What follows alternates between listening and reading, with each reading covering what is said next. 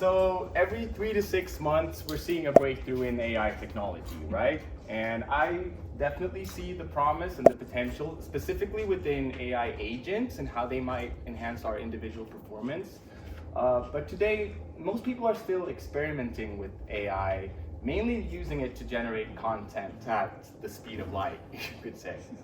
We've seen text, we've seen images, we've gone into videos, voices, these creepy talking avatars, like fully generated e-learning modules even.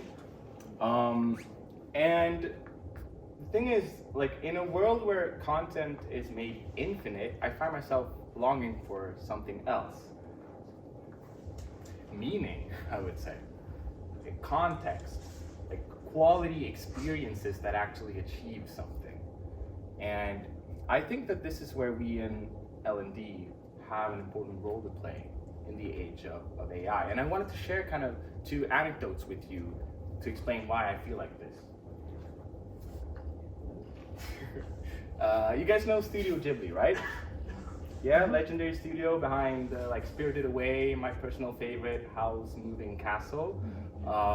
In 2016, the legendary director Miyazaki, co-founder of Studio Ghibli, he was showed a demo of AI-generated animation. And what did he say? A bit dramatic, but he's a creative and he's been very open on his stance against using like computers to generate illustrations. But this spring, something happened. Like, I don't know if you've seen it, but the viral images in the Studio Ghibli style.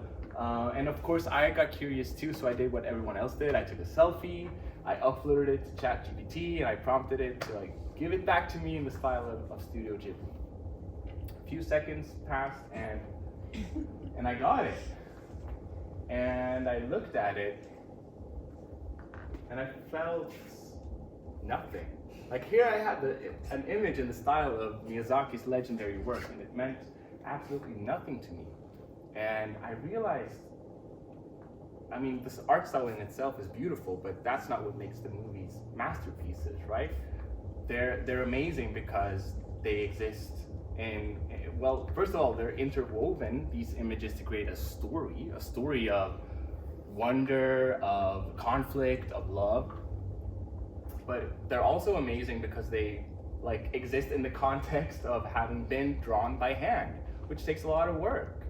And also in an age where digital animation is king. So I kind of realized it's not the content in and of itself. It needs some context for it to have meaning to me. And I realized this in another real way a few weeks later. Me and a few colleagues, we invited some providers over, providers of LXP platforms, learning experience platforms, to demo their product for us. And they were so excited to tell us about this AI feature they had that could generate learning pathways, which is mostly a fancy way of saying like a list of courses. And the sales rep was prompted to give a subject, sustainability. And he hit generate, and bam, he had 8 courses on sustainability. Me and my colleague, we kind of looked at each other, and then we just had to ask, but are they any good, the courses? Are they like connected to each other in any way? Like you have a course from LinkedIn Learning, you have something from Udemy and something from YouTube, but do they make sense as like a learning journey, and especially for our target audience, and especially for our industry, and especially for our business objectives? But there was no narrative, there was no journey, there was no context.